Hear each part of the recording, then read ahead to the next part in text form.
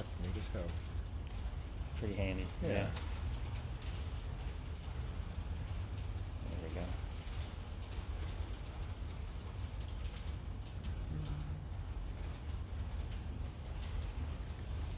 See if anybody jumps in live. If not, we'll just go. Okay. Got two. Good enough, huh? Hey, everybody. We're off here. Thanks for joining me today. Back with another interview. I know it's been a while, but we're going to get back on that. And we're going to get started today with a really awesome guest. We got with me here David Zoller. Hey. Who is an amazing activist in the community who works basically gardening and farming, different projects here. So we're going to get into all of that today. So thanks so much for joining me here.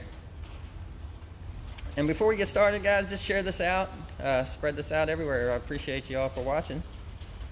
So David, let's just talk about, I met you we planted some trees and stuff. Yep. Obviously, you know, you're really into gardening, farming and stuff. So how did that come about? Were you kind of raised like that, or did you find your way there? How did that go? Golly, I have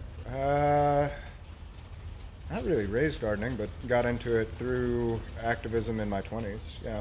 Did you? So we had a guerrilla garden down in the Smoketown neighborhood that got out of hand. We just kept adding and adding and adding till it got to, I'd say, probably a third of an acre, maybe a little bigger than that, and made the rookie mistake of buying real expensive fruit trees one year. I think we had like an $800 fruit tree bill, and decided to just put up flyers saying that we'd help folks with their vegetable gardens to recoup that cost. And yeah, 15 years later, there's a landscaping business and still trying to get out there and do as many community gardens as we can. And you're working on a lot of projects too that obviously show your interest, but also your projects are helping the community out. So what kind of made you, I always want to, how people get started. So what made you see, the needs of the community and that you wanted to get involved? How did that come about? Golly, I don't know. That's kind of always been part of things. So, with the landscaping service, part of the DNA has always been being public facing, and then with this summer, that became even more critical as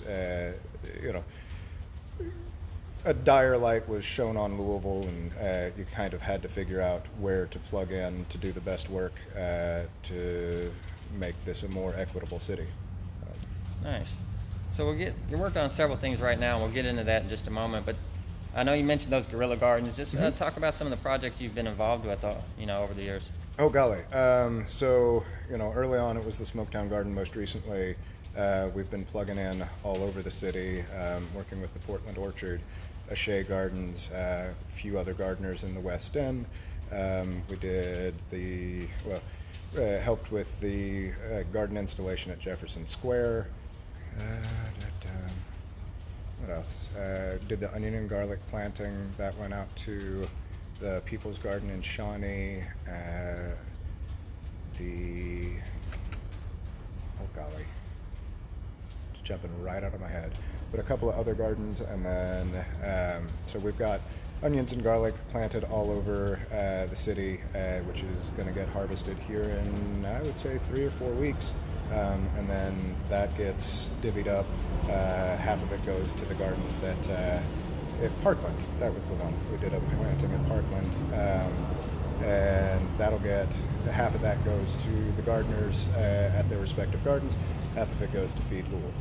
Oh, nice. So yeah, I mentioned planting trees with you here a few months back, probably maybe over a month or so. So talk about that orchard. That was in Portland. Yeah. So tell us about that a little bit. I believe those trees are 9+ years old, originally planted by, if I recall correctly, the folks that run one of the coffee shops in town. They've since moved on, and it's passed through a couple of different hands as far as stewardship goes. Was actually on the literal chopping block this fall. We met with the owner of the land and came up with a maintenance plan that he felt good about, and so we're just trying to get it a little bit more streamlined, a little bit more rangy, or a little less rangy, look after the health of the plants. There's still fruit well, but with better conditions, you could probably double the productivity of each of the trees. And then we introduced some biodiversity as well as some native fruiting trees. The initial planting was primarily apples, and then Valerie Magnuson with Green Streets added some pears in some time ago, and then on this most recent planting we did peaches, plums, Chickasaw plums, which are native, persimmons, pawpaws, cherries, filberts, figs, serviceberry. I feel like there's one more that's just jumping out of my head, but plenty of that. And then got a load of comfrey to do an underplanting. That's a nitrogen fixing plant, so it'll help keep down the weeds and fertilize as it goes.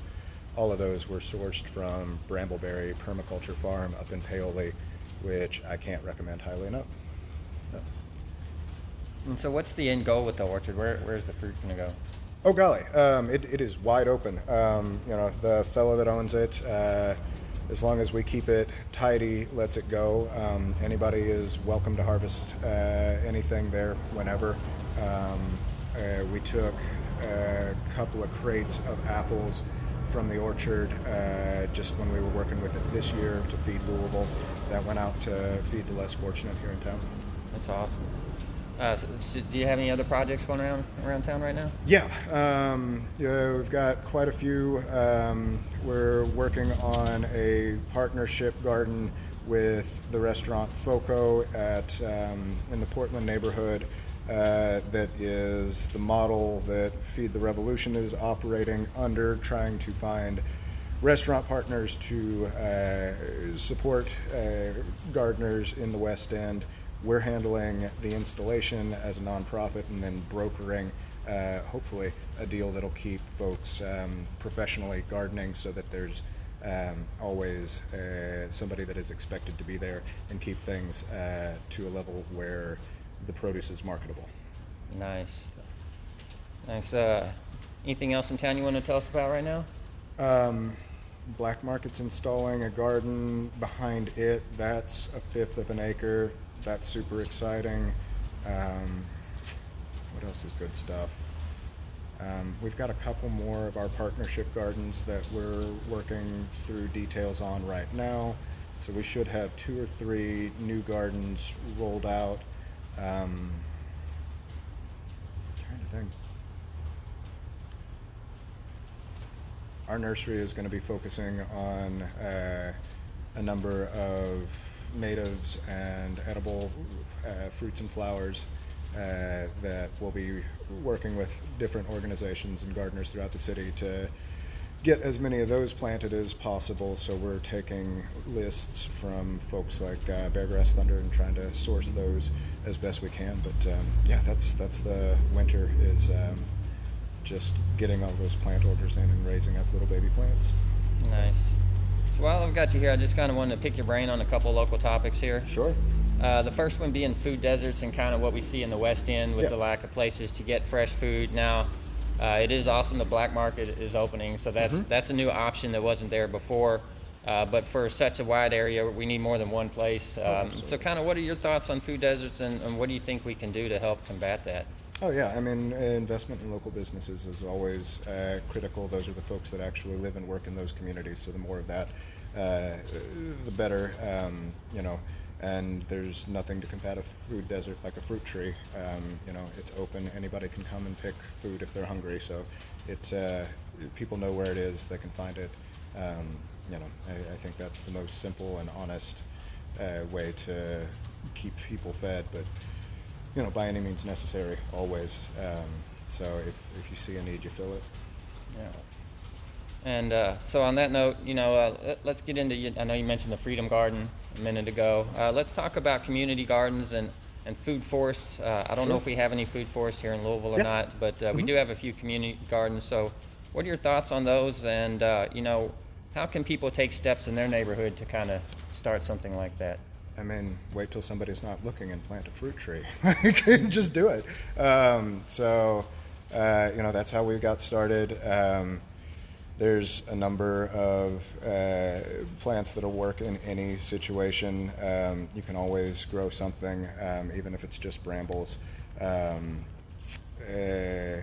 Louisville Grows has a food forest a little bit down Portland Avenue. I want to say somewhere around 30th. I know Food and Neighborhoods has the whole map of all of the different Louisville Grows projects around Portland, so there's plenty of those. The Portland Orchard Project is wide open, and we're diversifying that and getting more fruits available there so that we'll have a longer season for people to be able to harvest there. We're trying to partner with folks that actually will reach out into the community and find the people in need to get them fed.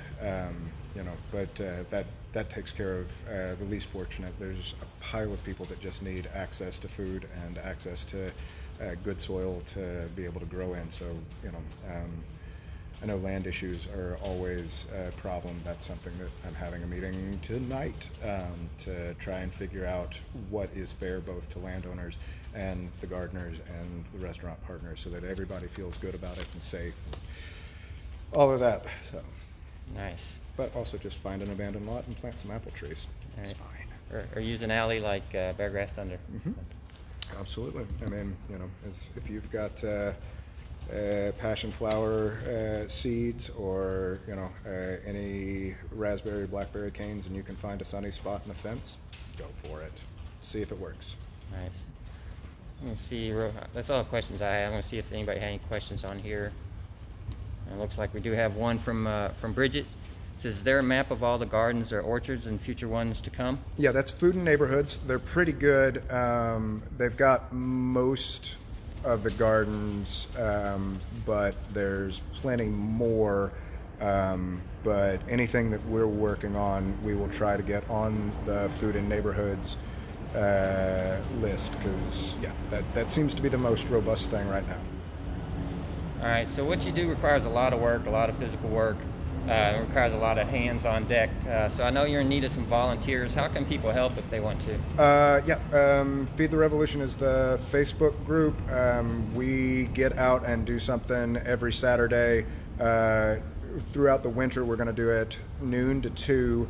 The next few weeks are probably going to be back at 25th and Montgomery, where we're installing the FOCO garden, and then we will probably circle around to, as we get closer to the spring, doing more stuff with the black market.